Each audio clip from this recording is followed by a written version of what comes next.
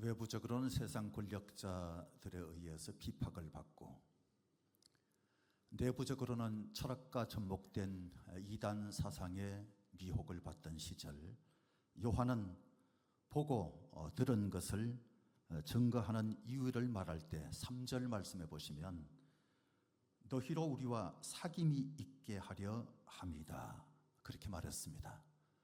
단순한 교제를 말하는 것이 아닙니다. 하나님 아버지와 그 아들 예수 그리스도와 더불어 함께 운명 공동체가 되자, 그런 뜻으로 이 말씀을 증거한 겁니다. 거짓 복음에 미혹되어서 의심하거나 나름대로 불안해하거나 또 반신반의하며 교제하는 것이 아니라 확신함으로 충만한 기쁨을 누리는 진정한 사귐을 위해서 생명 되시는 예수 그리스도를 증거하고 있는 겁니다. 사귐은 최소한 서로의 삶을 공유하는 것입니다. 말로만 교제하는 것이 아니라 행함과 진실함이 있는 사귐. 누가 나에게 어떤 말을 해주든 간에, 또 누가 어떤 일로 나를 막 흔들어 놓는 미혹하는 일이 있든지 간에, 어떤 상황에 내가 처하든지 간에 흔들리지 않는 믿음으로 굳게 서는 것. 예수님을 중심으로 죽음도 갈라놓을 수 없는 운명 공동체가 되는 것. 그런데 이 사귐을 가로막는 것이 있다고 요한은 말합니다. 그게 바로 죄입니다. 지난주에 말씀드렸듯이 빛과 어둠, 이건 서로 같이 공존할 수 없다라는 말씀을 드렸죠.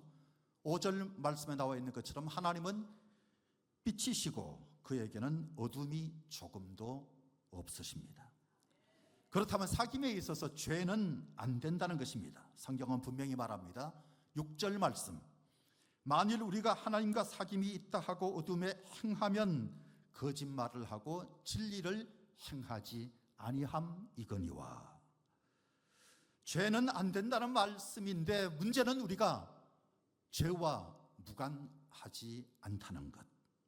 8절 말씀에 보면 만일 우리가 죄가 없다고 말하면 스스로 속이고 또 진리가 우리 속에 있지 아니할 것이라고 했고, 10절 말씀에서는 만일 우리가 범죄하지 아니하였다 하면 하나님을 거짓말하는 이로 만드는 것이다, 그렇게 말씀하고 있습니다. 세상 사람들이 나름대로 다 옳게 여기고 세상 사람들도 다 그렇게 산다고, 나도 그렇게 행했고 그렇게 산 것이 무슨 큰 죄가 되겠느냐, 우리는 그렇게 생각할 수 있습니다만 우리의 기준은 절대 세상이 아닙니다. 우리의 기준은 오직 하나님의 말씀이라는 사실에 우리는 흔들림이 없어야 될 줄로 믿습니다. 세상을 기준으로 한다면 내가 무슨 죄인인가? 나는 남을 괴롭히지 않았고 남에게 피해를 끼치지 않았고 나름대로 선하게 살고 있다, 이런 생각 우리가 얼마든지 가질 수 있는 거죠. 그러면서 자기의 삶을 의롭게 여길 수 있습니다. 그러나 로마서 3장 23절 말씀에 보면 모든 사람이 죄를 범하였음에 하나님의 영광에 이르지 못하더니 라고 성경은 말씀하고 있습니다. 모든 사람이 다 죄인이다. 그런데 죄를 가볍게 여길 수는 없다는 사실. 어떤 사람들은 죄를 짓고 실수했습니다, 사람이 연약해서 어쩔 수 없는 것 아닐까요? 이런 생각을 가질 수 있습니다만 치명적인 병을 가벼운 병이라고 이름할 수는 없습니다. 죄는 하나님과 갈라지게 하는 것입니다. 아담과 하와가 에덴 동산에서 쫓겨난 것도 죄 때문이었습니다. 더군다나 예수 그리스도의 십자가, 이게 바로 죄라고 하는 것이 얼마나 하나님 보시기에 싫은 것인가 하는 것이 잘 드러났습니다. 십자가를 통해 죄는 하나님의 끔찍한 재판을 받았다, 아마 그렇게 봐야 할 것입니다. 그래서 죄가 뭔지, 죄의 심각성과 그 무게, 이걸 좀 분명히 알고 사함받아야 하기 때문에 현대인들이 죄 설교하면 좋아하는 사람이 없지만 오늘은 요한 1서 네 번째 시간 사귐 죄는 안 돼라고 하는 제목으로 말씀 나눕니다. 은혜 되시기 바랍니다. 첫째, 죄가 뭔데 하는 것입니다. 오늘 우리가 함께 교독했던 본문은 6절인데 죄라고 하는 단어가 8번 나와 있습니다. 한 절에 한 번 이상 나와 있는 거죠. 죄라고 하는 것은 헬라어로 하마르티아라고 하는 것인데 관역에서 벗어났다, 목표하는 그 관역에서 벗어났다, 표적을 빗나갔다, 그런 뜻입니다. 기독교 신앙에 있어서 하나님 다음으로 가장 많이 말하는 단어, 그게 바로 죄일 겁니다. 그게 바로 죄. 근데 언제부터 우리 한국교회에서도 죄가 하나님 다음 두 번째로 과연 가장 중요한 단어, 또 우리가 많이 생각하는 단어가 맞을까라고 하는 것에 좀 스스로 퀘션 마크를 붙여야 될 것 같아요. 윤리나 도덕 또는 율법, 또 공동체의 규칙 위반, 단순히 인간 사이의 계율 위반 정도로 여겨서는 안 됩니다. 죄는 하나님과 관계성에서부터 비롯되는 것이다 하는 것을 우리가 분명히 생각할 수 있어야 되는데, 하나님과의 관계에 있어서 걸림돌 역할을 하는 것이 바로 죄입니다. 결정적인 역할을 합니다. 그리고 가장 큰 죄는 하나님을 하나님으로 여기지 않는 것입니다. 하나님을 하나님으로 받아들이고 인정하고 존경하고 경외하는 것, 이게 마땅한데 하나님을 하나님으로 여기지 않는 것, 그리고 자신의 그 육체가 원하는 대로 행하는 것, 마음에 하나님 두기를 싫어하고 빛보다 어둠을 더 사랑하는 것, 그게 바로 죄입니다. 그래서 7절 말씀에 보시면 예수의 피가 우리를 모든 죄에서 깨끗하게 하실 것, 할렐루야, 예수의 피가 깨끗하게 하실 것이다. 그리고 9절 말씀에서는 우리가 우리 죄를 자백하면 우리 죄를 사하시며 모든 불의에서 우리를 깨끗하게 하실 것, 주님이 깨끗하게 해주신다, 그렇게 말씀하시고 2장 2절에서는 그는 우리 죄를 위한 화목제물이시다, 그렇게 말씀하고 있죠. 사귐에 있어서 죄가 안 되기 때문에 하나님이 직접 개입하셔서 하나님이 우리를 씻어주시고 깨끗하게 해주신다, 그렇게 성경이 말씀하고 있는 겁니다. 구약 율법에서 죄라고 하는 것들도 모두 하나님과 직접 관련되는 것인데, 제사, 정결법 또는 음식 규정, 이런 것이 다 그렇습니다. 부정한 자는 하나님 앞에 설 수 없습니다. 유대인의 코셔 정결법이라고 하는 것이 있는데, 음식 정결법이죠. 정한 음식만 먹어야 합니다. 그 법에 따라서 정한 음식을 먹어야 하고, 식사하기 전에는 반드시 이 손을 씻어야 합니다. 혹시 묻을지 모르는 죄를 씻기 원하기 때문에 그렇습니다. 그리고 성전, 또 회당, 거룩한 장소, 이런 것에는 반드시 미크레라고 하는 정결 욕조가 있습니다. 죄를 씻는 곳입니다. 죄를 씻는 곳. 하나님 만나기 위해서 가장 먼저 해야 할 것은 죄를 씻는 것입니다. 죄를 씻는 것. 하나님이 죄를 싫어하시기 때문입니다. 시편 5편 4절에서 6절에 보면 주는 죄악을 기뻐하는 신이 아니시니 악이 주와 함께 머물지 못하며 주는 모든 행악자를 미워하시며 거짓말하는 자들을 멸망시키시리이다. 여호와께서는 피 흘리기를 즐기는 자와 속이는 자를 싫어하시나이다. 가끔 죄는 미워하되 사람은 미워하지 말라, 그런 말을 하는데 속지 말아야 합니다. 성경은 그렇게 말하지 않습니다. 주님은 죄를 미워하실 뿐만 아니라 죄인을 싫어하십니다. 죄인을 싫어하십니다. 물론 사랑하지 않겠다, 버리겠다, 그 뜻은 아니지만 싫은 건 싫은 거예요. 성경이 그렇게 말씀하고 있습니다. 주님은 죄를 미워하실 뿐만 아니라 죄인을 싫어하시고 불법을 싫어하실 뿐만 아니라 불법한 자를 미워하고 거짓말도 싫어하고 거짓말하는 사람도 싫어하십니다. 하박국 1장 13절에 보면 주께서는 눈이 정결하심으로 악을 참아 보지 못하심에 패역, 이거 불법입니다. 참아 보지 못하시거늘, 주님은 참아 보지 못하시거늘. 그래서 잠언서 20장 8절에 보면 심판의 자리에 앉은 왕은 그의 눈에서 모든 악을 흩어지게 하느니라. 오늘 우리를 힘들게 하는 악이 하나님의 역사하심으로, 개입하심으로 흩어지고 우리 가까이 다가오지 못하게 해주시는 은혜가 있기를 바랍니다. 하나님은 사랑만 외치시는 분이 아니십니다. 자질구레한 잘못은 있어도 큰 죄는 없다, 그렇게 말하는 사람들이 있습니다. 톨스토이의 책에 나오나요? 어떤 아주머니가 목사님 앞으로 나와서 하는 말이, 제가 너무 큰 죄를 지었습니다. 씻을 수 없는 큰 죄를 졌습니다. 그런데 조금 있다 보니까 어떤 여자분이 또 한 분 목사님에게 오더니, 저는 자질구레한 잘못은 좀 많이 하긴 했습니다만 그렇게 큰 죄를 진 적이 없습니다. 두 사람이 아주 대조적이에요. 그래서 목사님이 큰 죄를 지었다고 하는 여자분에게 가셔서 자기가 들고 올 수 있는 가장 큰 돌을 하나 들고 오십시오.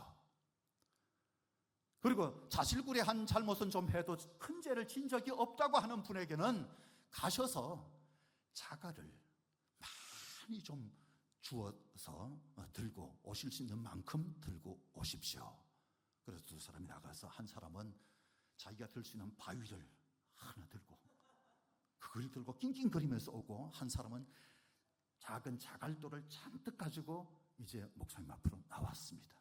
그래서 목사님이 이제 제가 기도해 드릴 텐데, 기도해 드리기 전에 여러분들이 두 분이 그렇게 애를 쓰셨는데 그 돌을 어디서 가지고 오셨는지 그 자리에 도로 갖다 두고 오십시오. 제가 기도해 드리겠습니다. 그래서 큰 바위를 들고 온 분은 어디서 들고 왔는지 너무 잘 알아요. 갖다 두고 오기가 쉽습니다.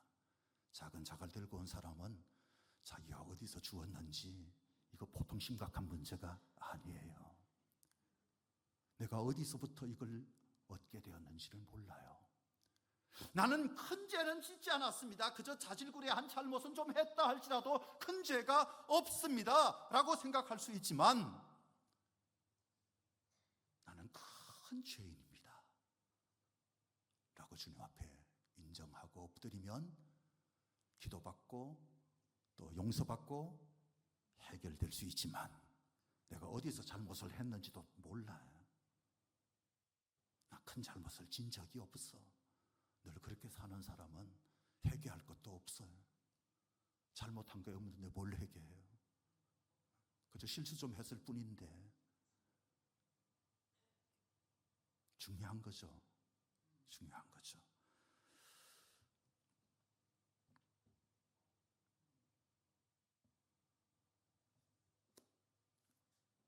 로마서 6장 23절에 보면 죄의 삭은 사망이다. 큰 죄를 지은 자만 사망, 사형 뭐 이렇게 말하는 것이 아니라 죄의 삭은 사망이다. 성경이 그렇게 말씀하고 있죠. 이사야 58장 1절에 보면 하나님은 이사야에게 크게 외치라, 목소리를 아끼지 말라, 내 목소리를 나팔같이 높여 내 백성에게 그들의 허물을, 야곱의 집에 그들의 죄를 알리라. 사도 바울에게도 같은 명령을 하는데, 디모데전서 5장 20절, 범죄하는 자들을 모든 사람 앞에서 꾸짖어. 모든 사람 앞에서 꾸짖어 나머지 사람들로 두려워하게 하라. 교회니까 사랑해야 합니다. 맞습니다. 교회니까 덮어줘야 합니다. 맞습니다. 그런데 오늘 말씀은 목소리를 크게, 그죠? 외치라, 목소리 아끼지 말라 그러면서 나팔같이 높여서 그 허물을, 그 죄를 알리라. 이건 구약이고, 그래서 구약이니까 그건 구약이잖아요 그럴 수 있는데, 사도 바울도 모든 사람 앞에서 꾸짖어 나머지 사람들도 두려워하게 하라. 그러니까 목사님 설교하실 때 책망하는 듯한 말씀 같은 거 하지 마시고, 꾸짖는 말씀 같은 거 하시면 안 되고요. 또 인간적으로 우리가 싫어하는 것, 듣기 좀 안 좋게 생각하는 것 일체 말하지 마시고, 정치 관련해서도 말씀하지 마시고, 이러면서 목사님 머리 꼭대기에 앉아서 목사는 이래야 한다 저래야 한다 그렇게 생각하는 분들도 가끔 계시더라고요. 교만한 겁니다. 사실은 교만한 거예요. 여러분, 사람 기분 생각하고 설교하면 너무 설교하기 싫어질 것 같아요. 그죠? 사람들 인격 존중하기 때문에 죄에 대해서는 말하지 않겠다 라고 생각하는 것도 비겁한 거고요. 하나님 무시하는 거고요. 직무유기죠. 그죠? 직무유기죠. 하나님을 모독하는 거예요. 말씀 모독이에요. 요한이 말하고 있는 죄는 공동체와 관련된 죄들입니다. 예수 그리스도에 대한 바른 신앙 고백에서 벗어난 것, 그래서 그 공동체에서 분리해서 따로 공동체를 만들고 있는 것, 문제는 그게 이단이거든요. 그래서 사도 요한이 굉장히 강하게 이단 사상에 조금이라도 물드는 게 있다면 그게 죄니까 꾸짖어야 한다. 꾸짖어야 한다. 그리고 사람들에게 알려야 한다. 그렇게 말합니다. 이게 단순한 신학적 논쟁이 아니고 사도 요한은 이걸 하나님의 법정으로 죄라면서 끌고 가고 있는 거예요. 이건 죄다. 죄. 기억하십시오. 하나님은 죄를 싫어하십니다. 두 번째로 사함 받을 수 있나 하는 것입니다. 로마서 3장 23절 우리가 봤는데, 모든 사람이 죄를 범하였음에 하나님의 영광에 이르지 못하더니, 그런데 죄와 무관한 사람이 없다는 말씀이잖아요. 모두가 다 죄인이란 거잖아요. 추리소설 셜록 홈즈로 유명한 영국의 추리소설가 코난 도일이 인간 심리의 심층을 파헤쳐 보기 원하는 호기심 가지고 영국의 유력 인사 20명에게 전보를 보냈어요. 모든 것이 탄로났다. 빨리 런던을 떠나라. 근데 다음 날 20명이 런던에서 사라졌습니다. 모두가 다 모든 것이 탄로났다. 런던 떠나라. 그 전보 받고 다 떠났다는 거예요. 다 떠났다. 연락이 두절됐대요. 의인은 없나니 하나도 없다. 로마서 3장 10절에서 바울이 그런 얘기를 하는데, 의인은 없나니 아무도 없다. 하나도 없다. 그 말씀대로죠. 런던에서 사라진 사람들은 그래도 괜찮습니다. 우리나라 정치 지도자들은 재판받고 판결 나도 범법 인정하지 않고 조작이다, 정치 탄압이다. 아주 공식적으로 늘 그렇게들 말합니다. 양심의 가책 별로 느끼지 않는 것 같습니다. 자기 눈에 들보는 숨기고 남의 눈에 티만 비난합니다. 그런데 성경은 그렇게 말하지 않죠. 누가복음 6장 42절에 먼저 내 눈 속에서 들보를 빼라. 그 후에야 내가 밝히 보고 형제의 눈 속에 있는 티를 빼리라. 그렇게 말하고 있죠. 근데 남 얘기가 아닙니다. 성경은 불신자가 아니라 신자들도 죄를 범할 수 있다고 반복해서 말합니다. 당장 이단으로 정제된 구원파의 구원체계, 이걸 우리가 잘 알아야 되는데, 그 사람들은 예수 믿고 거듭나는 순간에 우리의 과거의 죄, 현재의 죄, 미래의 죄, 모든 죄는 사해졌다. 이게 구원파가 말하는 거예요. 아멘을 열심히 해주셔서 참 감사한데 오해는 없어야 돼요. 이거 구원파가 말하는 건데, 과거, 현재, 미래의 모든 죄가 다 용서받았다. 그래서 주기도문을 안 하려고 해요. 주기도문을 안 하려고 해요. 왜? 주기도문에 보면 우리 죄를 사하여 주옵시고 그게 있잖아요. 우리 죄 다 사해졌는데 무슨 우리 죄를 사해달라고 기도해야 돼. 그래서 그런 기도는 바보짓.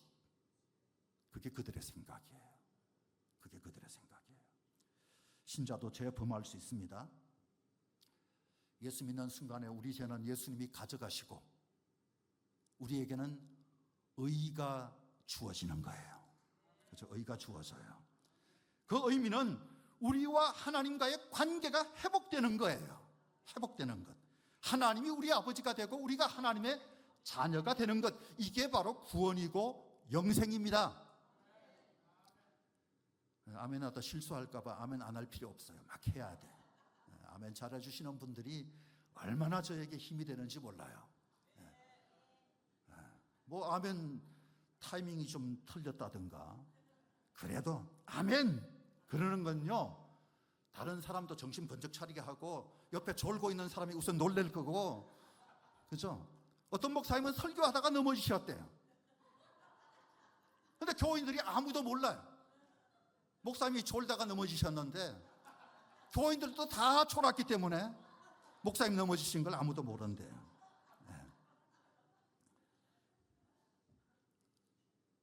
우리가 주님의 은혜로 말미암아 구원받고 영생 얻은 사람 되긴 했습니다만 그럼에도 불구하고 그 이후에 또 죄를 범합니다. 그런데 죄책감에 짓눌려서 사는 것이 주님의 뜻이 아닙니다. 말씀이 그렇지 않아요. 9절 말씀에 만일 우리가 우리 죄를 자백하면 그는 미쁘시고 의롭다. 미쁘시다는 게 무슨 말이에요? 믿을 만한 분이 믿을 만한 그런 분이시다는 뜻이고 의로우사 우리 죄를 사하시고 모든 불의를 깨끗하게 하신다. 고백하면 사해 주신다. 그렇게 말하고 있는 거죠. 여러분 우리가 예수 믿고 하나님의 자녀가 되는 그 순간에 원죄는 사함받습니다. 믿고 난 다음에 죄를 또 범하기는 합니다만 그것 때문에 죄 좀 잘못 좀 했다고 해서 부모와 자식 간의 관계가 막 깨지는 건 아니잖아요. 막 깨지지 않아요. 잘못 전혀 안 하지 않는데도 불구하고 그 관계가 유지되는 것처럼 우리가 예수 믿고 난 다음에 하나님의 자녀가 됐음에도 불구하고 죄 지었다? 그걸로 끝. 그게 아니라 회복의 길이 있는데 자백하면. 근데 입 꼭 다물고 있으면 안 돼요. 끝까지 버티면 되지 않을까. 그래서 끝까지 버티면 안 돼요. 요나는 선지자인데 사실은 배 밑창에 들어가서 다시스로 가는 배 밑창에 들어가서 자빠져 잤습니다. 풍랑이 일어서 바깥에서 난리가 났습니다. 자기가 믿는 신들을 부르면서 살려주세요 그러는데 이 요나는 배 밑창에 들어가서 자고 있었어요. 근데 선장이 너무 꼴보기 싫으니까 가서 깨웁니다. 남들은 다 좀 살게 해달라고 난리가 났는데 일어나서 당신도 좀 기도 좀 하시오. 믿지도 않는 선장이 가가지고 선지자한테 말이죠. 일어나서 기도 좀 하라고 막 이제 깨운 거예요. 그런데요 그때까지도 요나는 한마디도 안 해요. 말이 없어요. 이 풍랑이 누구 때문인지 제비를 뽑고 자기가 결정될 때까지도 한마디도 성경 속에 안 나와요. 입 꾹 다물고 자기의 정체가 완전히 드러날 때까지 나 때문이라고 얘기도 안 하고 내가 잘못하고 있지 않다는 거죠. 나는 전혀 잘못하는 게 아니다. 그래서 전혀 자기가 잘못했다고 자백하지 않아요. 그러고 난 다음에 이제 제비 뽑기 해가지고 자기가 딱 걸리니까 그 다음에 하는 얘기가 뭔지 아세요? 내가 히브리 사람인데 그러면서 웃겨요. 자기가 무슨 뭐 지금 창피하게 히브리 사람 그제서 밝히는 게 뭐 그렇게 멋진 거라고.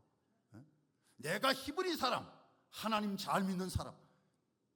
잘 믿긴 뭘 잘 믿어요. 하나님 앞에 지금 도전하고 하나님의 뜻대로 되면 안 된다고 고집부리고 자기의 뜻을 옳은 것으로만 믿고 있는 사람이 요나였잖아요. 근데 그 요나가 바로 막 그러는데 요놈이 딱 커브를 돌리면서 요나 요나.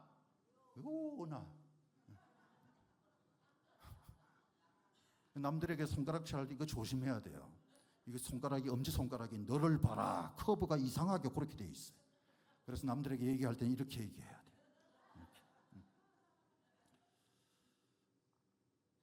그런데 자백하면 다 용서해 주시는데 용서받지 못할 죄가 있어요.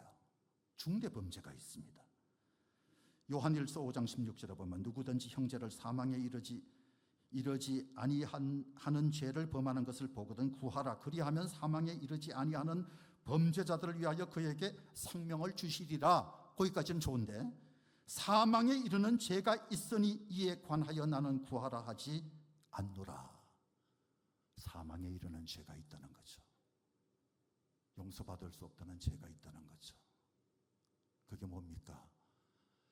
제가 보기에는 가룟 유다의 배신 같은 죄는 아마 용서받기 어렵지 않을까. 그죠? 배교, 결정적 신앙 고백, 그걸 부정하는 행위, 뭐 이런 것은 용서받기 어려울 것 같아. 그런 생각이 듭니다. 반면에 사망에 이르지 않는 죄, 자백하면, 회개하면 하나님이 사해 주십니다. 할렐루야. 제가 CCC에 있을 때 이 회개하고 자백 이 단어를 좀 구분을 해야 한다고 배웠었어요. 그래서 회개라고 하는 것은 예수 믿지 않던 사람이 예수 믿는 순간에 예수님을 영접할 때 딱 평생 한 번 하는 것이 회개다. CCC에서는 그렇게 가르쳤어요. 그리고 그 다음에 죄를 범하면 고백하면 되는 거다. 자백해라. 그러면 해결된다. 그렇게 얘기하는데 저는 글쎄요, CCC 출신이긴 하지만 뭐 회개라고 봐도 무방할 것 같아요. 예수 믿고 난 다음에 자범죄, 신의 문제가 해결되고 신스, 그 외 많은 죄악들에 대해서도 그 자백이 회개를 의미하지 않을까. CC가 정의했다고 해서 무조건 옳은 것이 아니고 중요한 것은요, 하나님이 용서하기 원하신다는 사실입니다. 훨씬 더 중요한 것은 하나님이 용서하기를 원하신다. 용서하기 원하신다. 하나님은 용서의 하나님이 되신다. 꼭 기억하십시오. 마지막으로 세 번째, 예수 그리스도 화목 제물이 되신다 하는 겁니다. 요한이 이 편지를 쓰는 이유를 2장 2절에서는 너희로 죄를 범하지 않게 하려 함이라 그렇게 말해요. 너희로 죄를 범하지 않게 하려 함이라. 성도가 죄 때문에 하나님과의 이 교제가 잘 안 돼요. 성도 간의 공동체 안에서의 교제에도 문제가 생겨요. 그걸 원치 않는 하나님. 그래서 죄를 범하는 자들을 위하여 대언자가 있다. 대언자가 있다. 2장 1절에 만일 누가 죄를 범하여도 아버지 앞에서 우리에게 대언자가 있으니 곧 의로우신 예수 그리스도시라. 여러분, 예수님이 좋은 이유가 예수님이 나를 위해서 하나님 앞에서 대언자가 되어주신다는 사실. 이건요, 나를 위한 변호사가 되실 것이다. 심판받을 자리에서 나를 위한 변호사가 되신다는 거예요. 헬라어로 대언자가 파라클레토스라고 하는 말이에요. 파라는 곁에, 그리고 클레토스는 클레오라고 하는 말에서 파생된 건데 이게 바로 말하다 또는 부르다, 뭐 그런 말이거든요. 이거 합성어예요. 두 단어의 합성어. 그러니까 내 옆에서 말해주는 사람. 성경이 어떻게 번역을 하냐 하면 한글 개역판하고 표준 새번역에서는 도표를 보여주시면 보혜사라고 번역을 했어요. 보혜사. 그런데 공동 번역 말씀에 보니까 협조자라고 번역을 했고요. 카톨릭 성경에서는 보호자라고 번역을 했습니다. 영어 번역판에서는 킹 제임스 버전하고 그리고 YLT 바이블이라고, 이건 이제 좀 젊은 사람들이 쉽게 보도록 만들어 놓은 책인데, 성경인데 여기서는 컴포트, 위로자가 되신다. 위로자가 되신다. 또 뉴 인터내셔널 버전이죠. NIV. 그리고 SRV에서는 카운셀러, 상담자. 그리고 NRSV에서는 애드보켓. 이건 옆에서 지지해 주는 거예요. 지지자, 옹호자, 변호사 그런 뜻이거든요. 그리고 NASB에서는 헬퍼라고 번역을 했습니다. 헬퍼. 내 옆에서 나를 도와주시는 분이에요. 나를 도와주시는 분. 대박이죠. 예수님이 우리의 변호사가 되시는 거예요. 여러분 나중에 돈 안 내도 돼요. 변호비 따로 내지 않습니다. 요즘 중요한 재판들은요 변호비가 비싸요.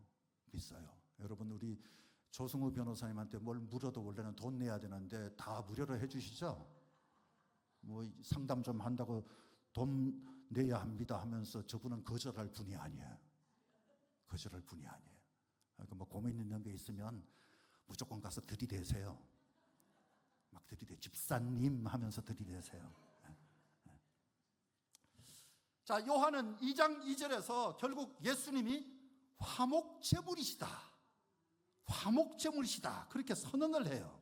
그는 우리 죄를 위한 화목제물이니 우리만 위할 뿐 아니요 온 세상의 죄를 위함이라. 박윤선 박사가 구속사 시리즈 12번째 상권에서 화목제물, 이건 힐라스테리온이라고 하는 헬라어인데 하나님의 진노를 달래고 관계 회복을 위한 제물, 그런 뜻의 힐라스테리온이다 그렇게 말했습니다. 그러면서 이건 속죄와 화목 이 두 가지를 복합적으로 의미하는 단어다 그런 표현을 썼습니다. 단순히 죄를 덮는 속죄 제물이 아니시고 예수님은 하나님과의 관계를 다시 잘 정립하게 해주는 화목제물이 되신다는 사실, 화목제물이 되게 하신다는 사실.